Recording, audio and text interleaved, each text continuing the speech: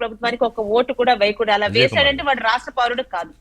విజయ్ కుమార్ గారు, ఇప్పుడు జనసేన పార్టీ అంటే పవన్ కళ్యాణ్ గారు ఈ సందర్భం దీని గురించి అవకాశం వచ్చినప్పుడల్లా చెప్పారు, మీరు కూడా చెప్తున్నారు.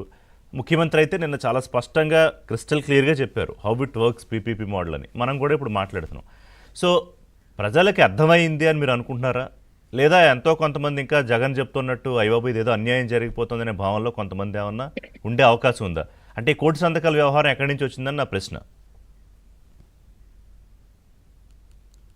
నమస్కారం అండి రిషి గారు, మీకు అలాగే మేడం గారికి పెద్దలకి అందరికీ కూడా నమస్కారాలు తెలియజేస్తున్నాను.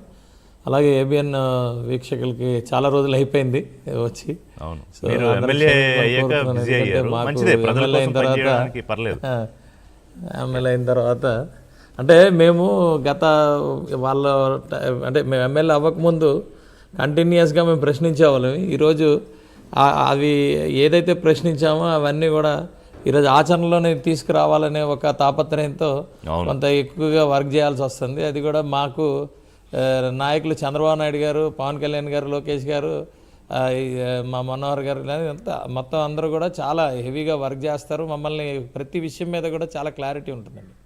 అయితే కమింగ్ టు ద పాయింట్ అండి రిషి గారు, ఇప్పుడు ఎవరికి ఎలా అర్థమవుతుంది అలా అర్థమవుతుంది. ఏదో సినిమాల్లో చెప్తారు కదా వీడికి ఇలాగ అర్థమైందా అని, అలా ఎవరికి ఎలా అర్థం అవ్వాలో అలాగ అర్థమవుతుంది. ఇప్పుడు నేనేమంటానంటే మనకి ఓవరాల్గా ఒక విజనరీ అనే అనడం కన్నా ఎక్స్పీరియన్స్డ్ పర్సన్ 2014లో పవన్ కళ్యాణ్ గారు ఈ రాష్ట్రం విడిపోయిన తర్వాత ఈ రాష్ట్రం ఎలా ముందుకెళ్తుంది అనే ఉద్దేశంతో అన్కండిషనల్గా ఆ రోజు చంద్రబాబు నాయుడు గారికి, మోడీ గారికి ఇద్దరికి కూడా ఒక్క సీటు కూడా తీసుకోకుండా సపోర్ట్ చేయడానికి కారణం ఎవరికి ఎలా అర్థమైతే అలాగ అర్థం అవునాయండి. నాకైతే అర్థమైంది ఏంటంటే ఇది ఒక అంశం కాదు, ఒక ఫ్యాక్టర్ కాదు, రకరకాల ఫ్యాక్టర్స్ ఉంటాయి ఇందులో. ఫైనాన్షియల్ ఇంప్లికేషన్స్ ఉంటాయి, అలాగే పొలిటికల్ డ్రామాస్ ఉంటాయి, పొలిటికల్ ఇంప్లికేషన్స్ ఉంటాయి, అనేకమైనవి ఉంటాయి.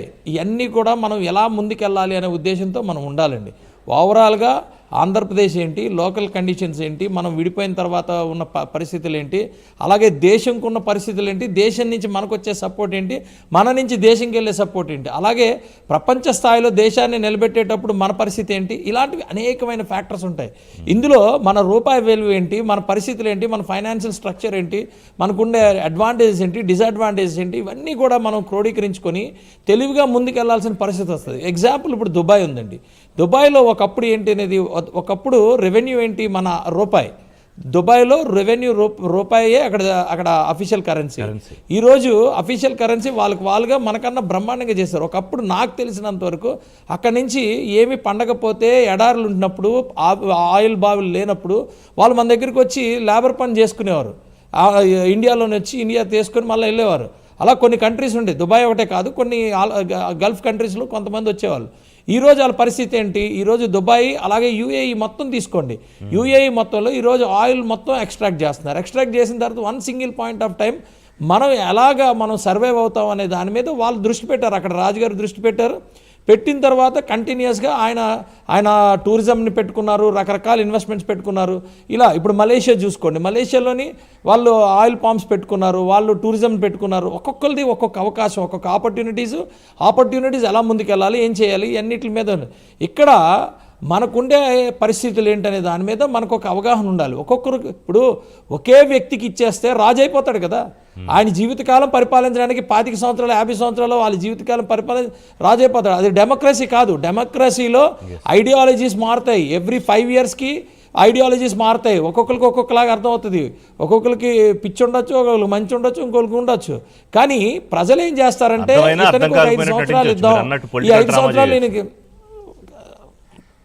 చేయొచ్చు. అయితే ఇప్పుడు పొలిటికల్ డ్రామాలు వాళ్ళు చేస్తారు. నేనేమంటానంటే మనం చేసే ప్రతి రూపాయి, ఖర్చు చేసే ప్రతి రూపాయి ఫస్ట్ మనం ఎవరైతే ప్రభుత్వాన్ని ఇచ్చేస్తున్నారో వాళ్ళు అర్థం చేసుకోవాల్సింది ప్రజల రూపాయి. పాయింట్ నెంబర్ 1, వాళ్ళ కష్టార్జితంతో వచ్చిన రూపాయి. రెండోది గుర్తుపెట్టుకోవడానికి మనం ఓన్లీ కస్టోడియన్స్. ఇది కస్టోడియన్స్ మాత్రమే. మనం ఇష్టానుసారంగా మనం వృధా చేయడానికి ఉండదు. ఎవరైతే సమర్థమైన నాయకత్వం ఉందో, ఒక రూపాయిని రూపాయిగా వాడుతున్నామా, రూపాయిని 5 పైసలుగా వాడుతున్నామా, రూపాయిని 100 రూపాయలుగా వాడుతున్నామా అనేది దాన్ని బేస్ చేసుకుంటే సమర్థవంతమైన నాయకత్వాన్ని అక్కడ ఎస్టాబ్లిష్ అవుతుంది. ఇది క్లియర్ అండి. ఎందుకంటున్నానంటే ఒక ఎడారి లాంటి కొండలు గొట్టల్లోని ఒక ఐటీ ఒక బిల్డింగ్ కడితే అయిపోతుందా అన్న వ్యక్తి ఉన్న పరిస్థితుల్లో ఈరోజు మేము చెప్తున్నాం ఇక్కడే ఎవరో ఒకరు ఎప్పుడోకప్పుడు వేయిరా అడుగు ఎటో వైపు వేయమని చెప్పి మనం ఇక్కడే రాశారు సిరివెన్నెల సీతారామ శాస్త్రి గారు. అదే ఇక్కడే ఇదే విశాఖపట్నం ఉత్తరాంధ్ర గురించి నేను చెప్తున్నా. ఎవడుకు పరిగెట్టమన్నారు, లేకపోతే కనీసం నడమన్నారు, లేకపోతే పాకమన్నాడు, కానీ ఎక్కడ పడితే అక్కడ ఉండిపోద్దని చెప్పారు. ఇవి రెండు కూడా అద్భుతమైన కవిత్వాల్లో కవులు చేసిన శ్రీశ్రీ గారు రాసిన అర్థం. చంద్రబాబు నాయుడు చేసి ముందుకెళ్ళాలి. మంచి ఎగ్జాంపుల్ చెప్పారు. ఎంత దారుణమైన సంక్షోభమైన పరిస్థితులు ఉన్నా ఆయన అదే చేస్తాడు.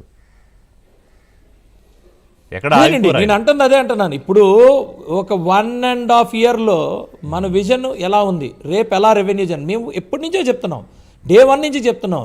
రెవెన్యూ జనరేషన్ అనేది చాలా సంపద సృష్టించటం అనేది ఇక్కడ చాలా ఇంపార్టెంట్ విషయం. మనకున్న అవకాశాలను అందిపుచ్చుకోవడం చాలా ఇంపార్టెంట్ విషయం. ఐడెంటిఫై చేసుకోవాలి, మనకున్న అవకాశాలను, మనకున్న ఆపర్చునిటీలను ఐడెంటిఫై చేసుకోవాలి, ఆపర్చునిటీస్ని యూటిలైజ్ చేసుకోవాలి, థ్రెట్స్ని ఆపర్చునిటీస్గా మార్చుకోవాలి. ఇవన్నీ కూడా మార్చుకొని ముందుకెళ్ళాలి. ఇప్పుడు నేనేమంటానంటే ఒక సంస్థ ఒక బిల్డింగ్ కడుతున్నాం గవర్నమెంట్ నుంచి, ఆ బిల్డింగ్ మన హిస్టరీ తీసుకుందాం, దాని నిర్వహణ ఏంటి, దాన్ని ఎవరు ఓన్ చేసుకుంటున్నారు.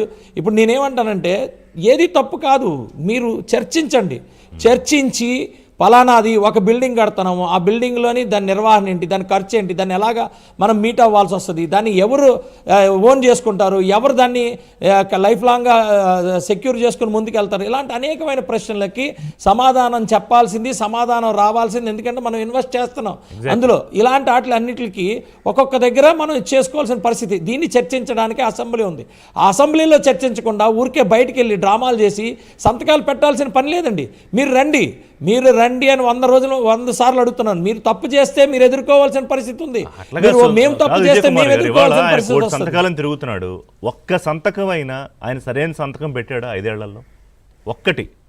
రాష్ట్రానికి ఇది బ్రహ్మాండమైన మేలు జరిగింది, రాష్ట్ర భవిష్యత్తు పునాది లాంటిది, ఒక్క సంతకం పెట్టాడు ఆయన. దానికి శాంటిటీ ఏంటనేది అందరికీ అర్థమైన పరిస్థితే.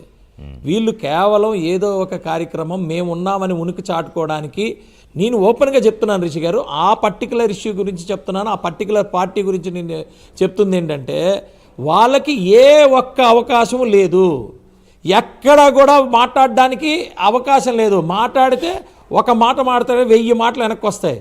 ఇది ఒకే ఒక అంశం. మేము ఇన్ని కాలేజీలు తీసుకొచ్చాము పీపీపీ మోడ్లో. ఎస్, అబ్సల్యూట్లీ పీపీపీ మోడ్లోనే తీసుకురావాల్సిన పరిస్థితి ఉంది. డబ్బులు ఎక్కడున్నాయి? నేనంటుంది మీ కన్సర్న్స్ ఏంటి? ఒకవేళ వాళ్ళకి ప్రైవేటీకరణ అయిపోతే దానివల్ల లాభాలేంటి, నష్టాలేంటి?